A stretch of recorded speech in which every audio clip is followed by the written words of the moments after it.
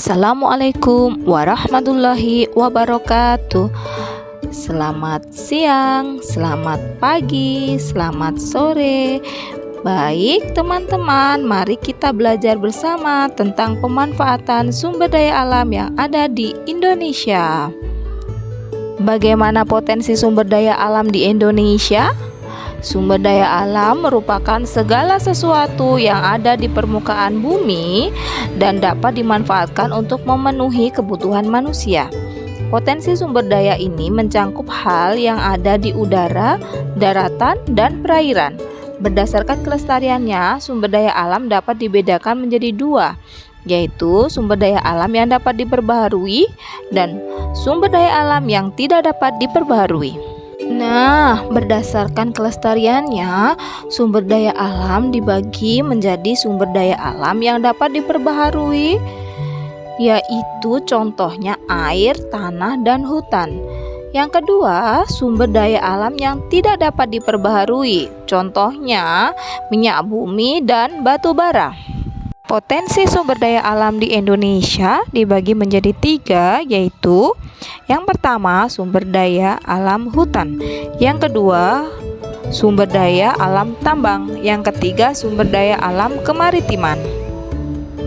Potensi sumber daya alam di Indonesia dibagi menjadi tiga. Yang pertama ada sumber daya alam hutan, dibagi menjadi hutan produksi, hutan lindung, dan hutan konservasi.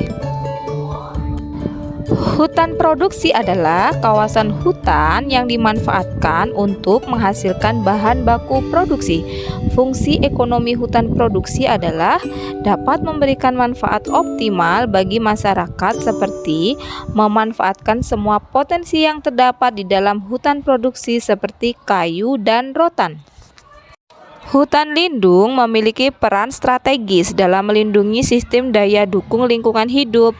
Manfaat hutan lindung yaitu mengatur suplai air, mengendalikan erosi, mencegah banjir, mencegah intrusi air laut, mempertahankan kesuburan tanah, dan menyediakan suplai makanan dan energi untuk kehidupan manusia.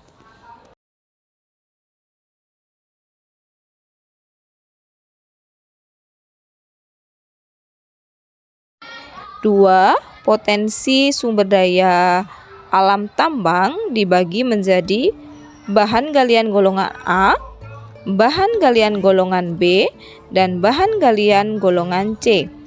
Bahan galian golongan A atau bahan galian strategis adalah bahan galian tambang golongan A yang dikelola oleh pemerintah bekerjasama dengan pihak swasta serta penting untuk keamanan dan pertahanan negara. Contoh bahan galian golongan A adalah minyak bumi dan gas. Kemudian adalah bahan galian golongan B, di mana bahan galian tambang golongan B digunakan untuk memenuhi hajat hidup orang banyak. Pengelolaan dapat dilakukan oleh masyarakat dan pihak swasta dengan mendapat izin dari pemerintah.